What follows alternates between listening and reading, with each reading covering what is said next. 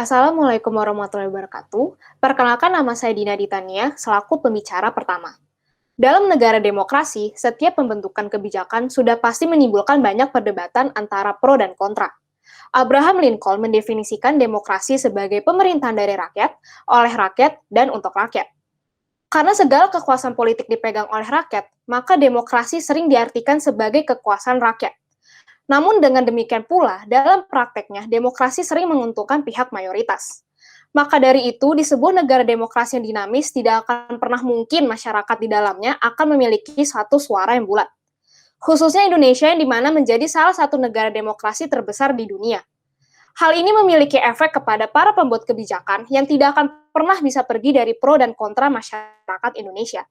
Di negara hukum yang demokratis, hukum pidana menjadi aspek yang paling penting untuk ditegakkan. Selain untuk melindungi hak asasi manusia sebagaimana tertuang dalam UUD 1945 pasal 28I ayat 5, dalam prakteknya hukum pidana sebagai ketentuan hukum atau undang-undang yang menentukan sanksi terhadap suatu pelanggaran. Di Indonesia saat ini, pengaturan hukum pidana yang diatur dalam Kitab Undang-Undang Hukum Pidana dianggap masih mengandung kolonialisme yang diturunkan dari zaman penjajahan Belanda. Maka dari itu, para anak bangsa mencoba mengubah spirit RUU KUHP dengan melakukan pembaharuan hukum pidana yang pada hakikatnya mengandung makna suatu upaya untuk melakukan reorientasi dan reformasi hukum pidana yang sesuai dengan nilai-nilai sosiopolitik, filosofik, dan kultural masyarakat Indonesia. Atau bisa disebut sebagai lex prospicit, non respisit, yang artinya hukum melihat ke depan, bukan ke belakang. Namun dalam isu ini menimbulkan banyak kontra yang diantaranya dalam rancangan undang-undang ini terdapat 14 pasal yang bermasalah. RUU KUHP ini dianggap tidak memiliki legitimasi dan transparansi dalam pembentukannya, serta menimbulkan begitu banyak multitafsir. Hal ini bertentangan dengan prinsip demokrasi atau kedaulatan rakyat yang dimana hukum tidak boleh dibuat, ditetapkan, ditafsirkan, dan ditegakkan dengan tangan besi berdasarkan kekuasaan belaka. Dengan Indonesia menjadi salah satu negara demokrasi terbesar di dunia, apakah rancangan Kitab Undang-Undang Hukum Pidana ini akan efektif dan efisien untuk masyarakat? Pada kesempatan ini, kami akan membahas lebih lanjut perihal beberapa pasal yang bermasalah dari sisi pro dan kontra. Assalamualaikum warahmatullahi wabarakatuh. Salam kebajikan untuk kita semua. Perkenalkan, nama saya Ibrahim Alajib dari pihak Pro. Pada kesempatan kali ini, saya akan memaparkan beberapa argumentasi dan alasan mengapa pengesahan RUU KUHP merupakan suatu keharusan dan memiliki peran penting dalam kehidupan bermasyarakat.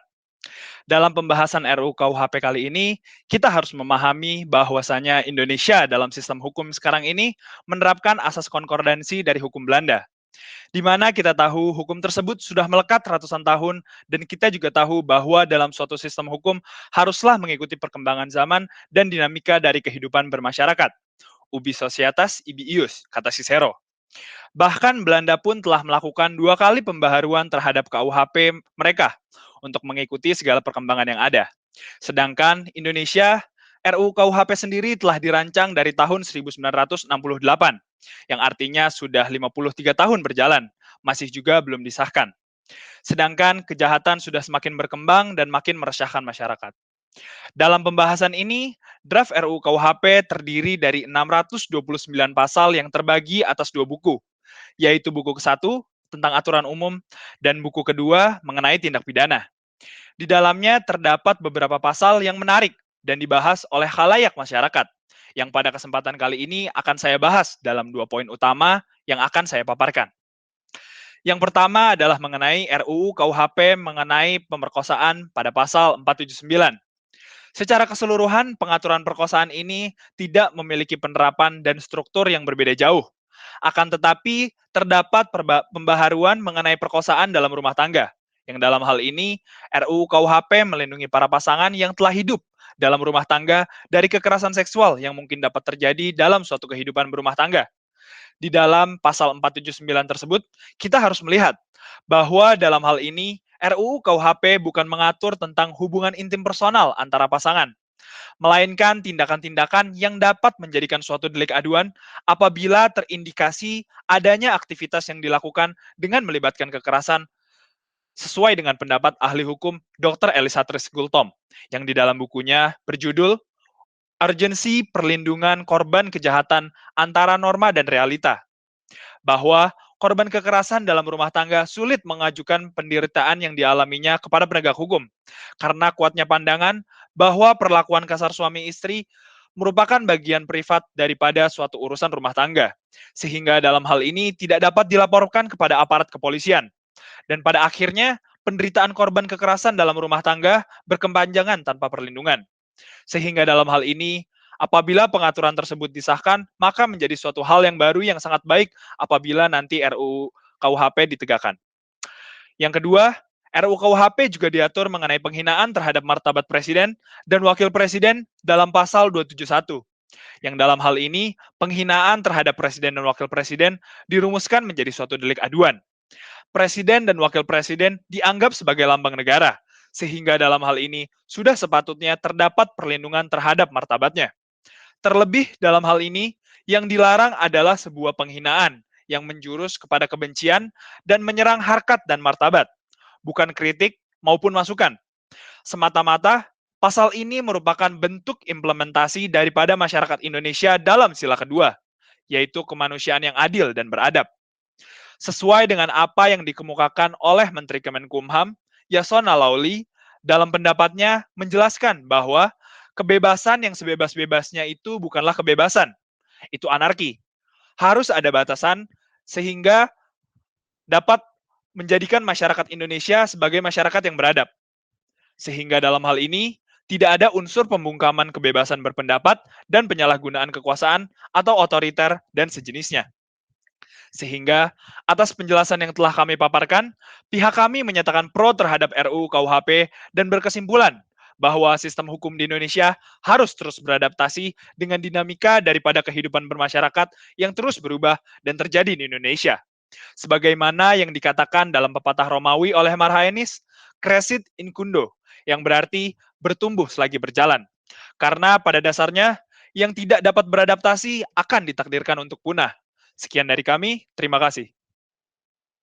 Assalamualaikum warahmatullahi wabarakatuh. Perkenalkan, saya Alma dari pihak kontra, dan dalam kesempatan kali ini saya akan memaparkan beberapa argumen akan mengapa pengesahan RUU KUHP bukan langkah yang tepat. Dalam hal ini, kami menganggap bahwa KUHP yang merupakan penerapan asas konkordansi dari hukum Belanda masih relevan dan dapat mengikuti perkembangan zaman. Karena pada dasarnya, berkembangannya suatu kejahatan tertentu di dalam kehidupan bermasyarakat telah diatur dalam undang-undang khusus. Terlebih, KUHP ini dianggap sebagai primary dan fundamental resources bagi peraturan pidana Indonesia. Sebagaimana yang dikatakan oleh ahli hukum Dewa Gede Atmaja, bahwa hukum memang akan terus berkembang dan mengikuti perkembangan zaman. Tetapi terdapat beberapa hukum yang dianggap sebagai primary dan fundamental resources yang menunjukkan nilai dan jati diri suatu negara yang harus tetap dipertahankan.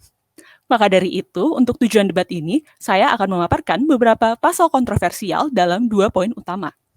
Yang pertama adalah pasal 479 terkait perkosaan. Pasal ini kurang menekankan dalam poin tertentu dan memiliki penjelasan yang multitafsir. Ayat 1 yang menyatakan dengan kekerasan atau ancaman kekerasan memaksa seseorang bersetubuh kurang menekankan unsur perbuatan yang tidak dikehendaki oleh korban, yang sebelumnya termaktub dalam draft tahun 2015 sampai 2016 dan kemudian hilang pada draft September 2019. Hal ini ditekankan oleh pakar hukum pidana Fakultas Hukum Universitas Indonesia, Lubi Lukman, yang menyatakan bahwa satu hal penting tentang konsep perkosaan dalam RUU KUHP adalah bahwa tidak perlu adanya kekerasan atau ancaman kekerasan. Akan tetapi, cukup dibuktikan bahwa persetubuhan itu tidak dikehendaki oleh salah satu pihak. Dan juga ayat 2 huruf A yang menyatakan persetubuhan dengan seseorang dengan persetujuannya. Menimbulkan pertanyaan dan bertentangan dengan unsur memaksa dalam pasal perkosaan. Bila aksi persetubuhan dengan seseorang dilakukan dengan persetujuannya, apakah aksi itu dapat dikatakan sebagai perkosaan? Selain itu, rumusan pasal marital rape dalam RUU KUHP ini bertentangan dengan lex specialis derogat lex generalis. Sebagaimana perbuatan ini sudah diatur secara khusus dalam pasal 8 huruf A Undang-Undang KDRT nomor 23 tahun 2004. Lalu, poin kedua terkait penghinaan presiden dan wakil presiden dalam pasal 218 Perumusan pasal ini bertentangan dengan putusan Mahkamah Konstitusi tahun 2006 yang merupakan pengabulan permohonan uji materi dan menghapus pasal 134, 136 bis, dan 137 KUHP, di mana Mahkamah Konstitusi berpendapat bahwa tidak relevan lagi jika dalam KUHP memuat pasal-pasal seperti ketiga pasal ini. Sehingga dalam RUU KUHP yang merupakan upaya pembaharuan warisan kolonial juga harus tidak lagi memuat pasal-pasal yang isinya sama atau mirip dengan ketiga pasal ini. Hal ini juga ditekankan oleh pendapat ahli Marjono Reksodiputro dalam putusan Mahkamah Konstitusi yang menyatakan bahwa tidak perlu ada delik penghinaan khusus terhadap presiden dan wakil presiden. Karena dalam suatu negara republik, kepentingan negara tidak dapat dikaitkan dengan pribadi presiden dan wakil presiden. Selain itu, pasal ini juga bertentangan dengan sifat delik aduan itu sendiri. Berdasarkan pembahasan pasal 218 ayat 4, dijelaskan bahwa kuasa presiden adalah pejabat atau seseorang yang ditunjuk oleh presiden dan wakil presiden yang dapat melakukan pengaduan. Hal ini bertentangan dengan sifat delik aduan itu sendiri, di mana hanyalah orang yang dirugikan yang dapat melakukan pengaduan. Berdasarkan pemaparan berikut, disimpulkan bahwa perbuatan pidana yang telah diatur dalam peraturan khusus tidak perlu diatur ulang dalam RUU KUHP karena akan menyebabkan tumpang tindih dan membingungkan proses penegakan hukum. Dan juga peraturan khusus di luar RUU KUHP lebih mampu mengatur perbuatan pidana dengan cara yang lebih komprehensif dan lebih mudah beradaptasi dengan perkembangan zaman. Sehingga berdasarkan pemaparan berikut ini, kami menyatakan kontra terhadap pengesahan RUU KUHP. Sebagai penutup, izinkan saya mengutip Klaus Vencelau, Noli figere quod non fractum. Don't fix what is not broken. Thank you. Dari segi kontra, RUU KUHP akan menyebabkan peraturan yang tumpang tindih dan menimbulkan misinterpretasi dalam proses penegakan hukum. Pada pasal 479 dianggap menimbulkan pertanyaan dan bertentangan dengan unsur memaksa dalam pasal perkosaan. Selanjutnya pada pasal 218, hal ini bertentangan dengan putusan Mahkamah Konstitusi tahun 2006 dan bertentangan dengan sifat dari delik aduan yang dimana hanyalah orang yang dirugikan yang dapat melakukan pengaduan. Dari sisi pro, RUU KUHP butuh pembaharuan dikarenakan hukum harus terus beradaptasi seiring berubahnya zaman. Pada pasal 479 dianggap telah memasuki peristiwa privat sehingga tidak bisa dilaporkan kepada aparat.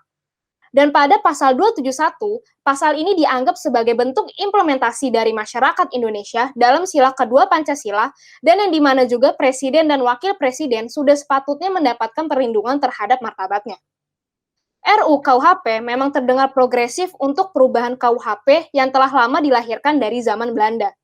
Namun dalam proses pembuatannya, pemerintah seharusnya lebih transparan kepada masyarakat dan memiliki legitimasi sehingga tidak menimbulkan misinterpretasi dan kontroversi. Karena equum et bonum est lex legum, apa yang adil dan baik adalah hukumnya hukum. Sekian dari kami, terima kasih.